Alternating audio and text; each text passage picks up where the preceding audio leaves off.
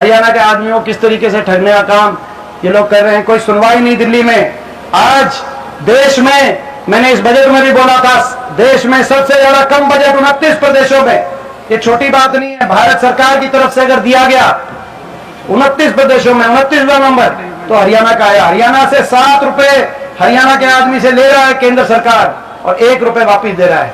देश में कोई और दूसरा ऐसा प्रदेश नहीं जितना हरियाणा के साथ है। आपने देखा खेल बजट, बाकी बजट छोड़ो, खेल बजट में जब ओलंपिक में टीमें गई, हमारी 117 के खिलाड़ी पहुंचे ओलंपिक में, उनमें से 24 हरियाणा के मेडल आए, 6 उनमें से 5 हरियाणा के। और जब खेल बजट बांटने की बारी आई तो 29वें नंबर पे हरियाणा, 2200 करोड़ में से केवल 60 करोड़ हरियाणा को और 500 करोड़ गुजरात को देने का आप काम। हमें द्वेष नहीं गुजरात से, हमें द्वेष नहीं प्रदेश से, लेकिन कम से कम आखिरी नंबर नहीं आना चाहिए खेल बजट में। तो कम से कम आखिरी नंबर हरियाणा का नहीं आना चाहिए।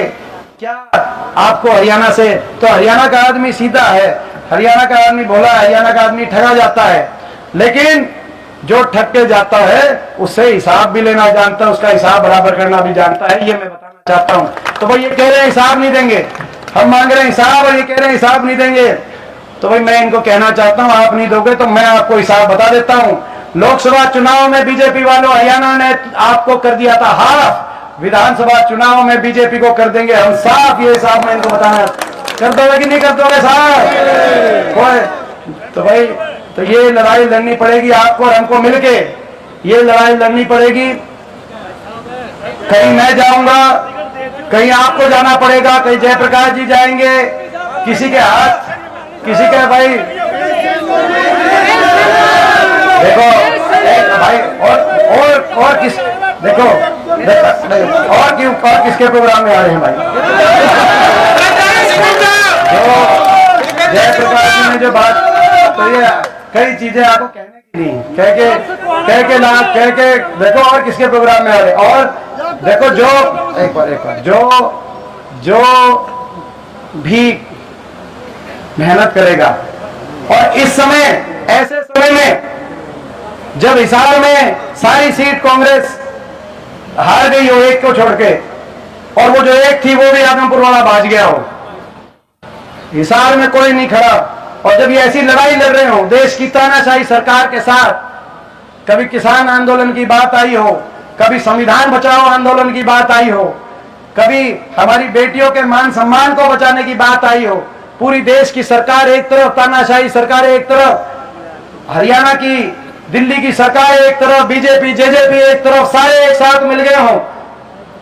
और उस समय किस किस साथी ने इस लड़ाई में, इस ईमानदारी की लड़ाई में, हरियाणा को बचाने की लड़ाई में किस किस साथी ने साथ दिया है कंधे से कंधा मिलाकर, वो आपको भी दिख रहा है और हमें भी दिख रहा है किस किस ने साथ दिया है।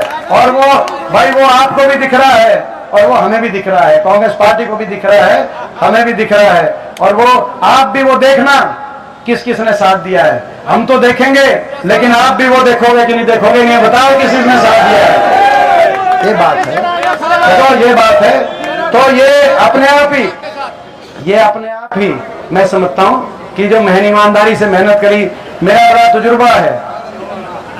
तजुर्बा है।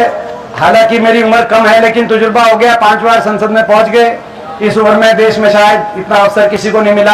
आपने देखा पिछली बार मेरे साथ बड़ा रोहतक लोकसभा इलेक्शन में पूरी बीजेपी ने सब कुछ लगा के और शाम दाम दरवेद से चक्रव्यूह रच के, आपने देखा रोहतक लोकसभा 2019 में मेरे साथ हर चीज कर सकते थे, बीजेपी ने हर वो काम किया।